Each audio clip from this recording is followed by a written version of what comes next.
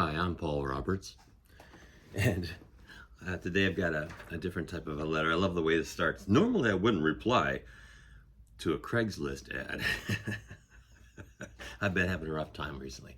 Um, I'm Paul Roberts. This is Conscious Counseling 101, and I'm glad you did reply because, to tell you the truth, quick little story before I talk to you about what you want to talk about. I kind of gave up on this for a while because Craigslist was canceling my ads. I think somebody thought it was a scam. It's so weird because we're just filled with a world of losers and scammers and deceivers and liars that when someone comes along and wants to do something good, they just think, yours must be that too. But it's not. Okay, so I'm legitimately here to try to help. But kind of as a counselor or life coacher type thing. This particular letter, I'll read it because it's brief. Normally I wouldn't reply to a Craigslist ad, but I really have having a rough time recently. I moved out of my mom's house almost a year ago. My younger sister still lives with her. Recently, my mom broke up with her longtime boyfriend and started dating a new guy. She wants to move in with him a month after my younger sister finishes high school and send her to North Carolina to live with other family. By doing so, my younger sister will be forcibly ripped from her friends and her life here. I'm only 20 and my sister is about to turn 17. I work full time and I live with my boyfriend's family. I could rent a place with a friend and support my sister, but that means putting my life on hold. I currently work part-time and go to school. I feel like the right thing to do is to drop everything and help my sister. Any advice? Thanks. So I don't normally tell people what they should do because there's so many scenarios, and this little paragraph doesn't tell me what your career is, doesn't tell me, well, I did ask, do you have any religious affiliations? And you said no. So this brief paragraph doesn't show much. I have to kind of guess about the mentality of the mother. I have to kind of guess about, well, why is a boyfriend so important after you've gone through life? That you want to offset your family and such and find other arrangements for them so that you can be happier. I don't know what that means about the person and what kind of a person they are. So I can't really comment on that. The strongest thing in this whole letter, which is very brief, is I feel like the right thing to do is to drop everything and help my sister. That's really the core thing. And you're not religious. So why? Well, I'm assuming, and have to assume here. So, trust me that my weaknesses here in trying to help you are limited by what you've given me to work with.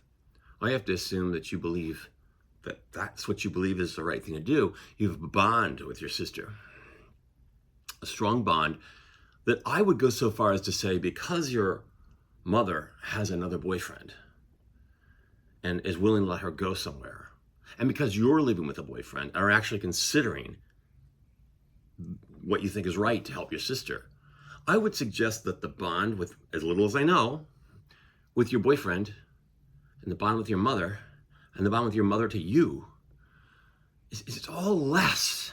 It's all less than your bond with your sister and trying to do the right thing in life. So I'm not going to tell you what to do. And I can't really help you as far as conscious counseling goes. Conscious counseling is to try to take a problem that you're having, or a way that's holding you down, or vices, or traps that you've put upon yourself or that life has put upon you, and try to see it from a different point of view and be positive and take all your time thinking about that different point of view and trying to work that and understand why that is and why that's good, so that you don't have to change, but you have to understand what you got fully. So you're conscious. You've counseled yourself. I've done this all the days of my life. So one thing I would do, you don't have a lot of time, I would counsel yourself. And the only thing that you've given me to work with is that you're questioning, following your heart, versus a guy that you're not married to or committed with. And let's face it, guys can be nasty and nothing. And let's face it, girls can be nasty and nothing. There are very few high-quality individuals out there. Just based on the law of probability, the fact that this boyfriend that your mother wants to change everything for and let your sister's fate fall where it may, is more likely than not that it wasn't worth it. But that's if you can go into the future and you can look at it. And quite frankly, in all fairness, I don't know anything about you or your boyfriend. It's more likely than not that your overall commitment and his overall commitment to you, the boyfriend, won't ever come to as much as what you've already got. Willingness for the bond and the care of another, to give of yourself and to do something. It's most likely that from what I've got to work with here, those things are never going to be as strong. So my advice to you would be to follow your heart and go with the one thing that you know is real, the one thing that you know is strong. That said, you can't support her. She's a high school graduate. There's all kinds of things she can do to make money. Like, for instance, I like to consider my children independent. My one son is at college attending graduate school, but being paid to be there. He's even teaching classes. Wow, that's great. He's got his own car, his own insurance, everything. He's paying for itself. It's sustaining itself. Wow, that's great. My daughter is 2 years away from being graduated from her school. And she wants to be a writer. I'm an artist. You can't necessarily just be a writer because you want to be a writer. You got to be good. You got to have connections. You got to find little niches to get into. But I still consider her independent. Why? Because, and your daughter could be, not your daughter, sorry, your sister could be the same way. She is living with 3 roommates in a nice apartment, and she works at Starbucks to support her things that she wants during school. She doesn't need anything, but to support her things that she wants. So I said, whatever you do, consider yourself independent for these next 2 years, even though we're helping with schooling a little bit. Because if you, worst case scenario, graduate from college and can't get a good writing job, you could be independent by just having roommates, living a modest, smart, well-managed lifestyle, and working at Starbucks. And you can grow from there to whatever you want to do.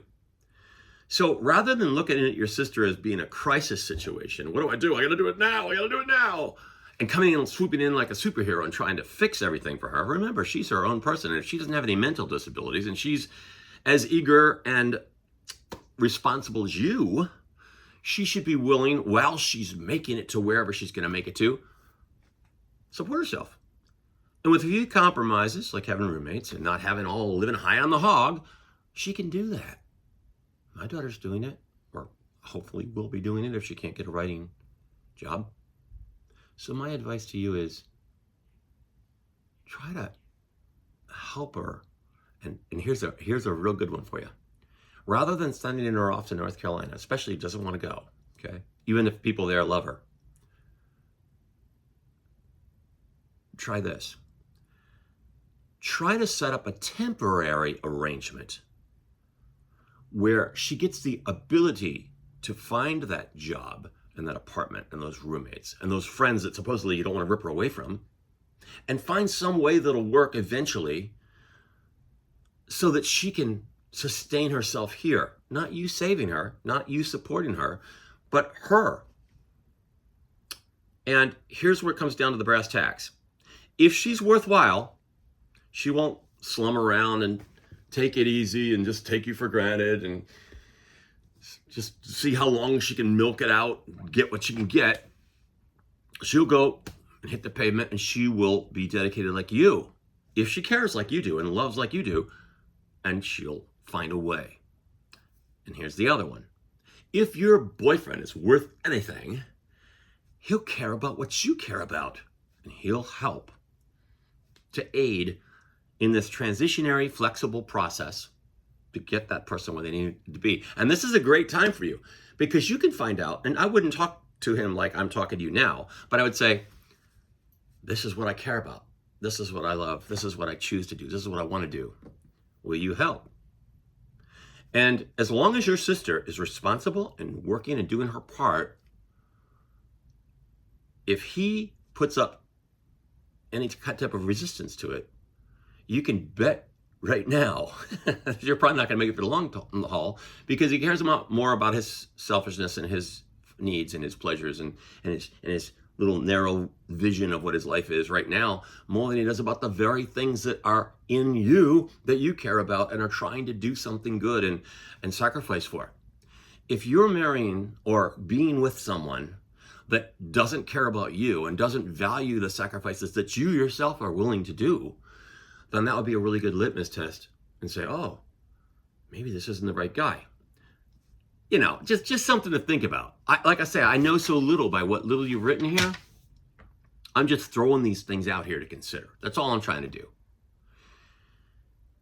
Your head is trying to be in the right direction. Make sure everybody around you is too. And figure out who you can count on and who holds the responsibility and concern and love for others that come upon times like this with these difficulties and cares about what you're an important individual, cares about you and what you know to be the best choice you can make, and will support that. And anybody that doesn't support that, I think you've got your answer. You don't need me. You'll know within time. Don't get into arguments and fights and all this stuff. Just lay it out there and be strong, not codependent, just strong, and say, yeah, this was great that this time came and I followed my heart and I told all the people in my life what I wanted to do and what I thought was best. The person I did it for cared and reciprocated with responsibility. You know, maybe even the mother will one day appreciate it and maybe assist in somehow, some way, but obviously she's not going to do that when she's all encapsulated with her new life and her new boyfriend. I don't know, because I'm just surmising here. But definitely the boyfriend. How flexible and willing is he going to be to inconvenience himself for you and what you want? How important are you and what you want? If you're not important enough to him, I think that's an answer right there that really factors into the overall equation. But of course, you have a lot of factors, and a lot of things are going to factor into the overall equation. But I think one of the things that could happen is your regret for wanting to help, not choosing to do so, not choosing to follow your heart, and seeing things unravel, seeing things not work out for your mother or in her new life, not work out for you and all the things you thought were going to work out in your life, and not work out for her. And then days and years later, you're going to say, gosh, I could have thought better and followed what was most important. And then you're going to have this weight on your shoulders. Gee, if I didn't follow what was important when I knew it was important and the time was right for it, how can I trust myself to follow what's important and make the right choices now, later in life? And you'll have that on your shoulders. And life, if you make, this is video, I'm going to call this video, I think, probably Making Choices, because the choices we make gives us baggage. They take us certain directions. Some directions we can't go back from. Some we can alter it. Be aware that the significance of the choices that you make now are going to matter. But let's say you do this and the sister doesn't appreciate it, doesn't help out, and the whole thing you just realize in no time, oh man, this was the wrong thing to do. And you ruin your relationship and you have to kick her out and you have to say, look, man, this just isn't working. You're not doing your part. Well, then you have to absorb and alter, so not every choice is firm. Some choices can be like, we're going to try this. We're going to see this. My boyfriend says we'll do this together to try to help, and you're going to do this, and have an agreement and arrangement and stick to it. That would be my most considered opinion with what little I have to work with of how I would do things with non-religious convictions involved. Just practical life things. I wish you the best. And of course, if I've touched on a few things and I'm off, I'm sorry. I didn't have much to work with. If I've touched on a few things and I'm on and you'd like to talk more about it, that would be fine. I am only here to help. So I'm Paul Roberts, and this is Conscious Counseling 101. Best of luck until I hear from you again. Oh, and by the way, tell me what you think, regardless, because I took the time to talk to you. Tell me back. Appreciate it. Thanks.